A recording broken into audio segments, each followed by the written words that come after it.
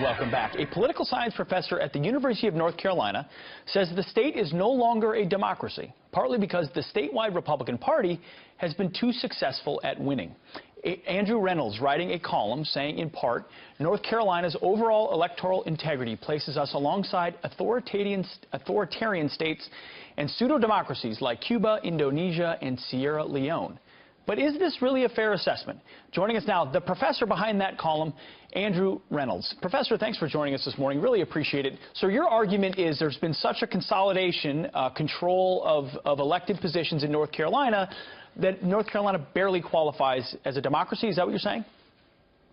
Well, let me start by saying this is not a partisan issue. It's not about Republicans winning elections or Democrats winning elections. This is about the rules of the game.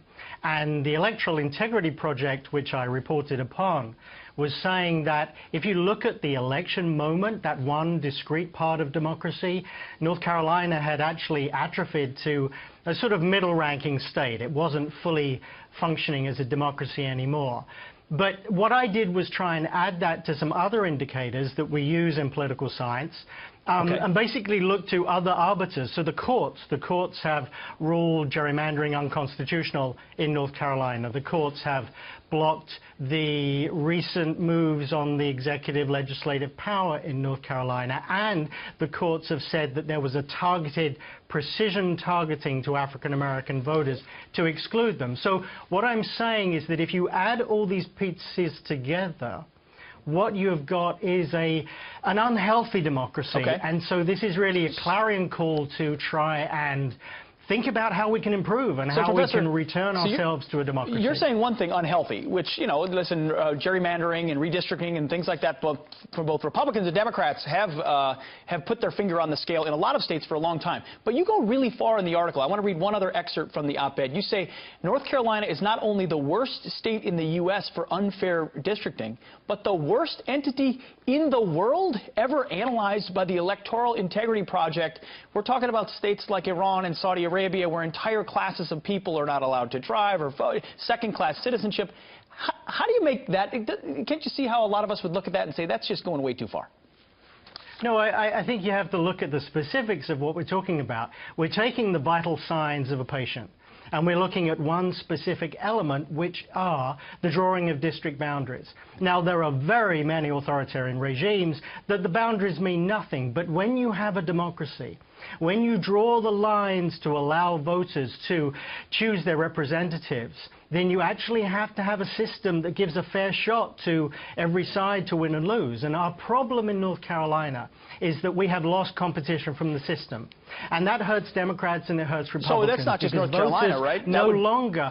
Absolutely. I mean, it would be California and New York State. And so you make a very good point. One point that I agree with very much so in the article is nonpartisan redistricting, gerrymandering squashes one side or the other. But isn't it fair to also say in North Carolina and other states it was because of civil rights legislation and others that have ensured that gerrymandering ensures to sort of level the playing field? So this isn't just Republicans doing this. This is a system that is rigged by the side in power.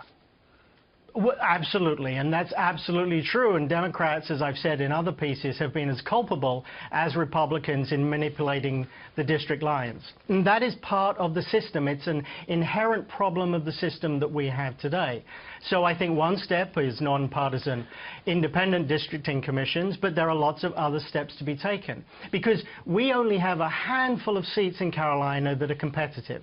So what happens then is that you get bills passed that are not approved by the population per se. But HB2 has a 55% ultimately, wouldn't you state. acknowledge, though, that the representatives of that bill or others, they're still accountable to the people? There will be another election cycle. People are running away from that issue. So how do we say that's undemocratic? I mean, they make a decision, but there's been backlash, so they're responding.